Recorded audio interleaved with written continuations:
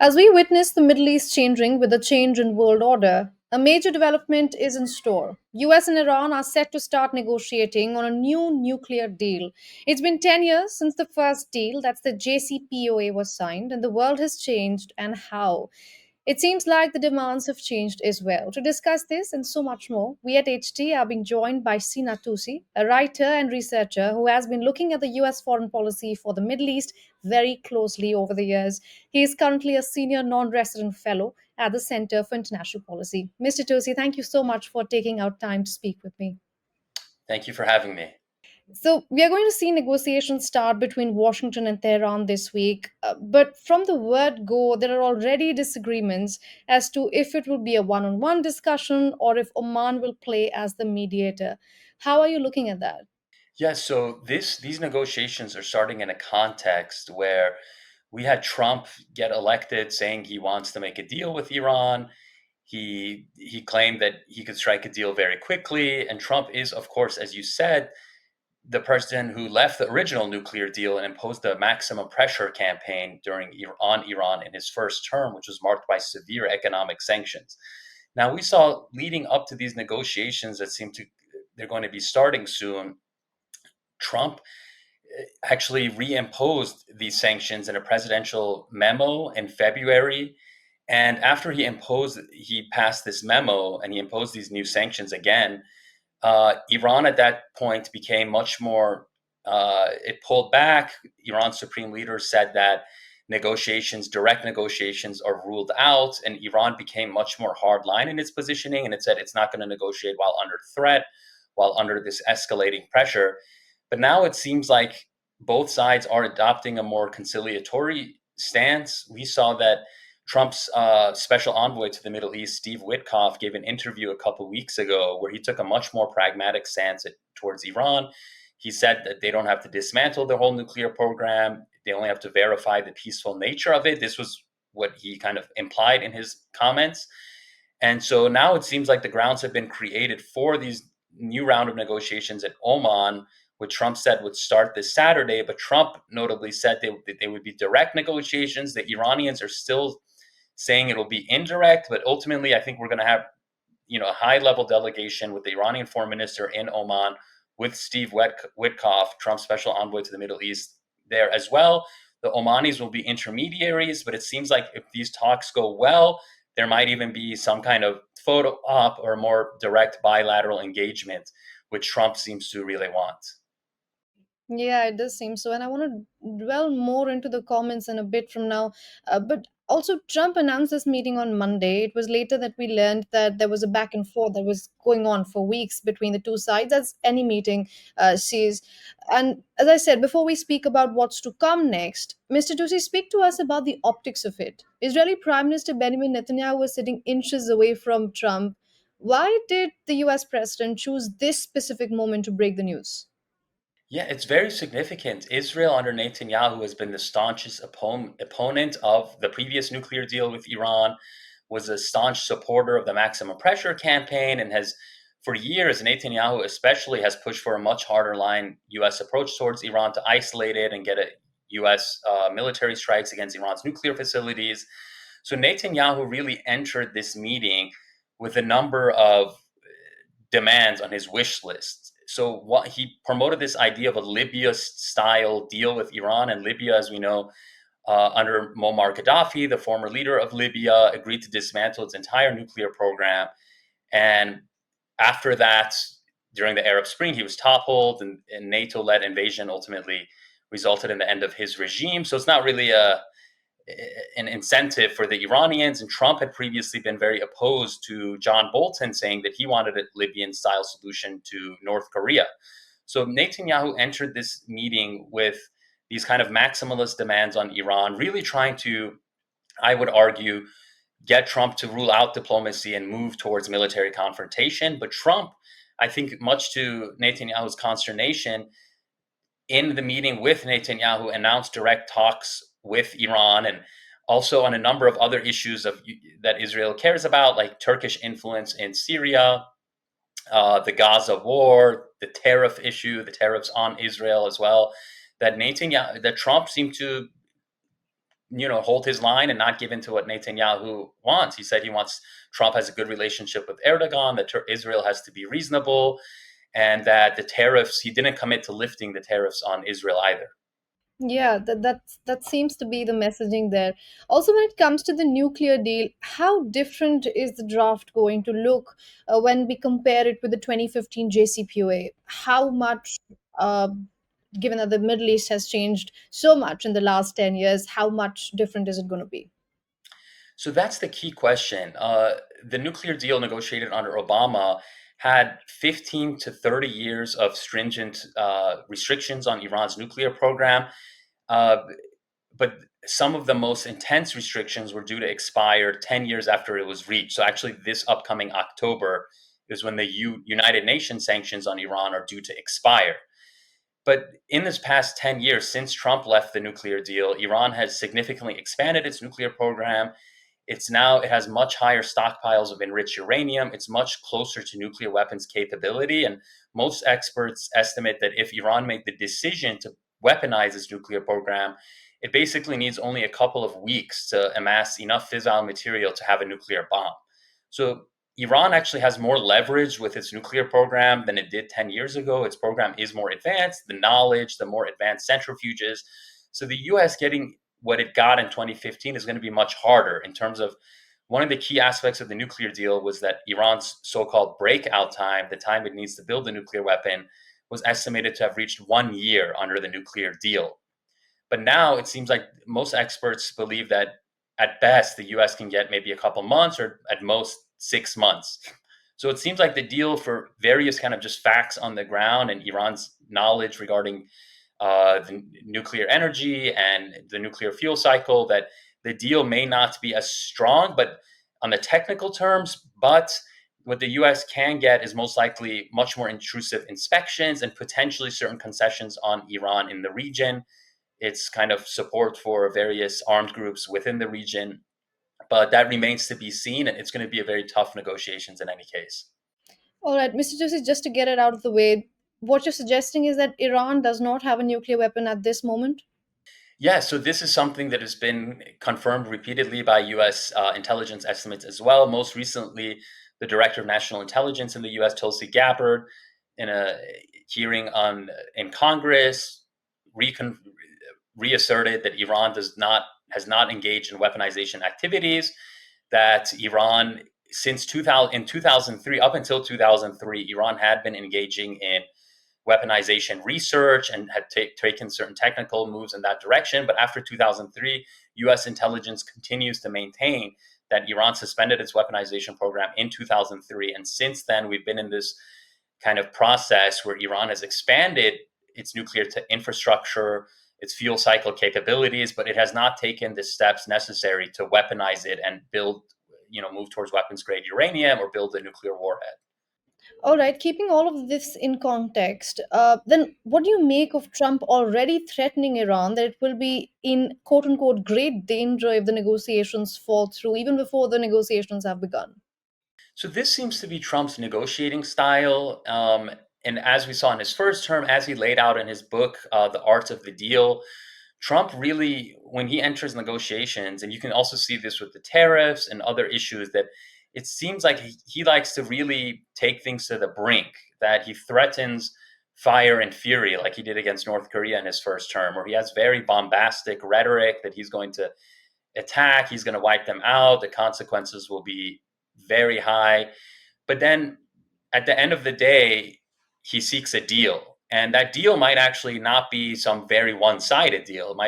It seems like, with Iran, it might potentially be something more pragmatic of what Steve Witkoff has said. But Trump, it seems like he thrives on this image, or he wants this image of being perceived as very tough, as perceived as, he said the very hard rhetoric, he was very aggressive, and the other side came to the table. So he can kind of portray that, especially amongst his voting base in America, as a political win, and that he was tough and the other side came and they got a deal. Right. The businessman side of him, we're seeing it much more than his first term, I would want to say. While the two sides are readying themselves for the talks that's slated for Saturday. There is also a sense that a war is almost being put on standby. I say this because the Pentagon is engaged in a massive buildup of forces in the Middle East. Just last week, many B 2 stealth bombers were deployed in the Indian Ocean. We're also hearing alarming statements by the commander of IRGC, who recently said, and I would like to quote, the US has 10 bases and 50,000 soldiers in the region. If you live in a glass house, you shouldn't throw stones.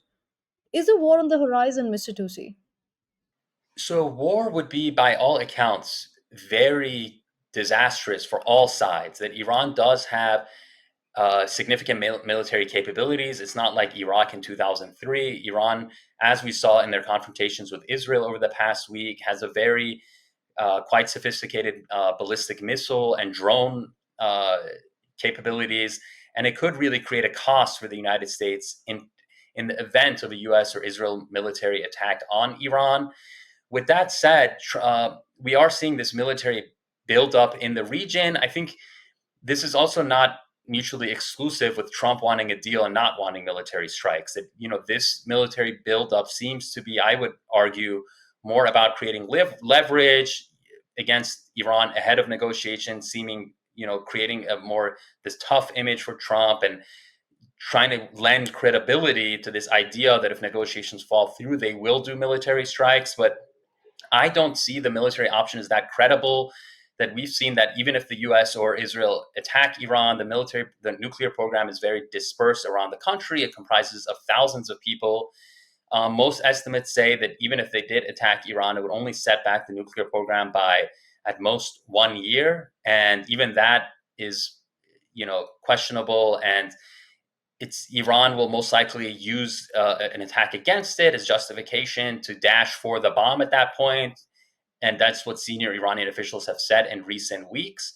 So the military buildup is also occurring in this context where regional countries like the UAE, Qatar, Saudi Arabia have said that they're not going to allow the U.S. military bases on their territory to be used in a strike on Iran. So that limits the U.S. to, like you said, this base in the Indian Ocean, Diego Garcia, to these aircraft carriers. And in terms of these B 2 bombers striking Iran, they can't really operate out of the aircraft carriers. They need to operate out of Diego Garcia. That's 4,000 miles away.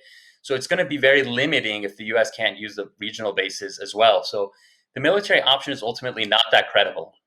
I'm asking, do you really believe that when it comes to the war, countries like UAE, who, to be honest, when it comes to the global spectrum, don't really hold the United States to account, do you really believe that these countries will have a say? I think with these countries, it's ultimately that in the first Trump term, they supported Trump's very aggressive line towards Iran. They were very supportive of maximum pressure, but then they saw the costs of this policy for themselves.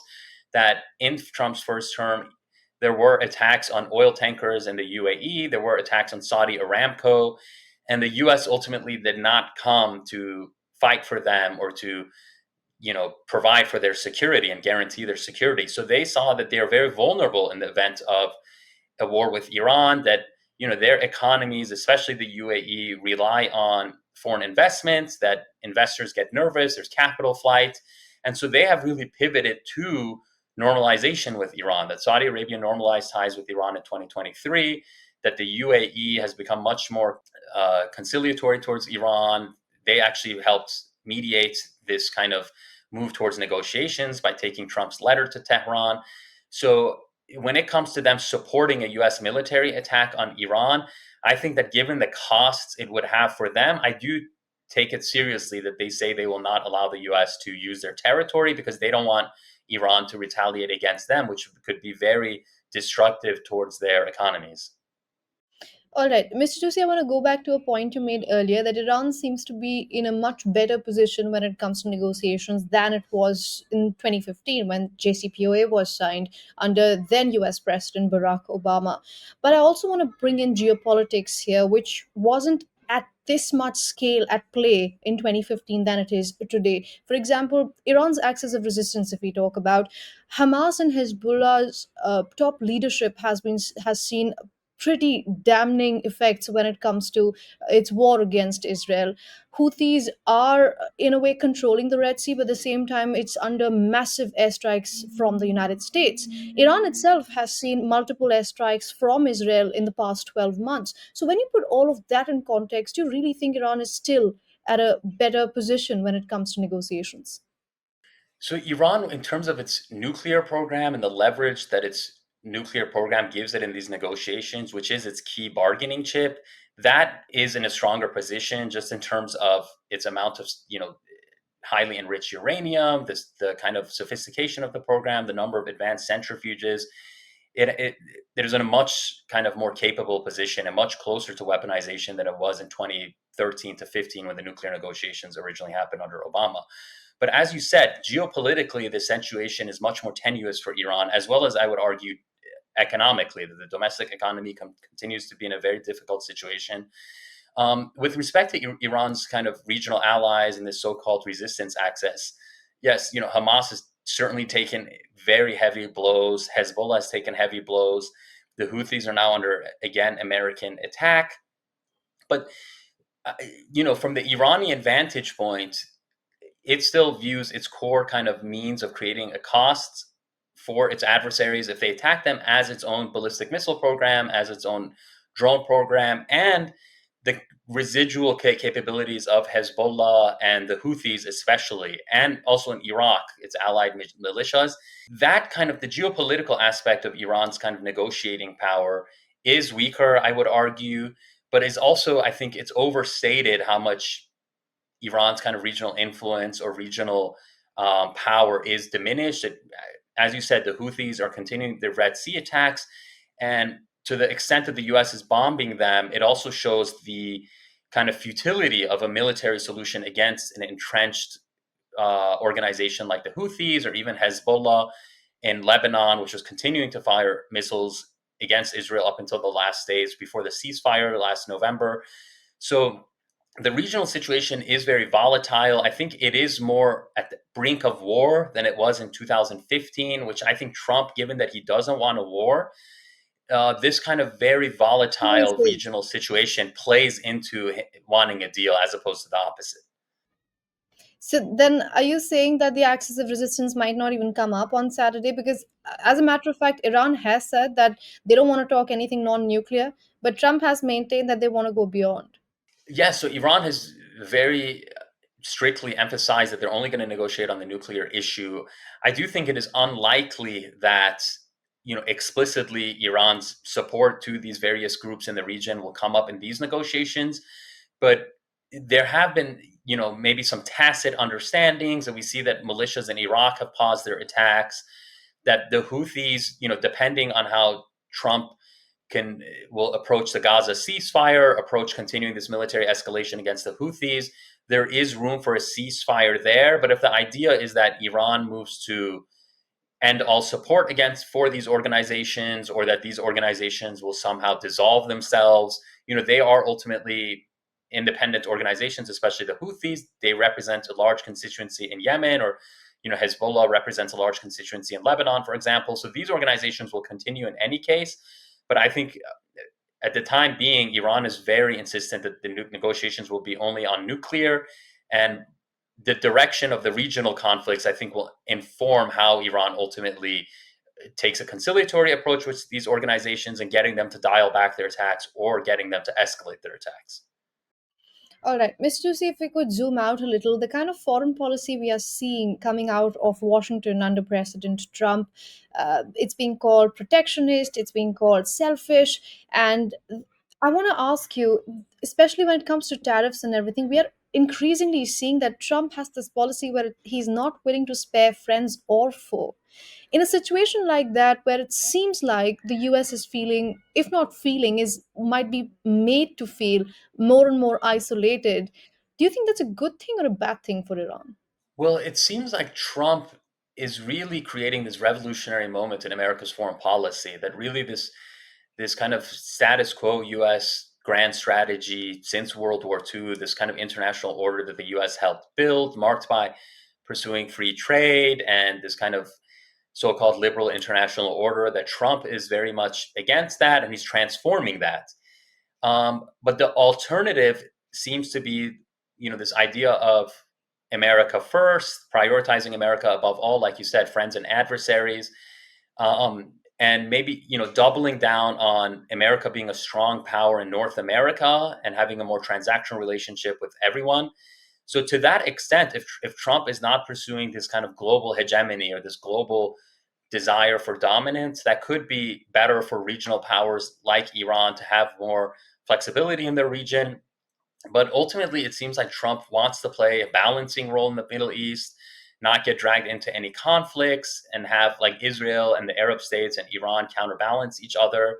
I think in the grand strategic picture, if the US kind of takes a step back from this kind of global hegemonic approach and US Iran relations improve, that does kind of create a lot more opportunities for many countries in Asia, especially, for example, India being able to capitalize on a relationship with Iran to counterbalance China, to invest in the Chabahar port in South Iran on the Indian Ocean, and to pre- prevent Iran from pivoting more close to Pakistan and China in that regard. So it'll create new opportunities and for all major powers.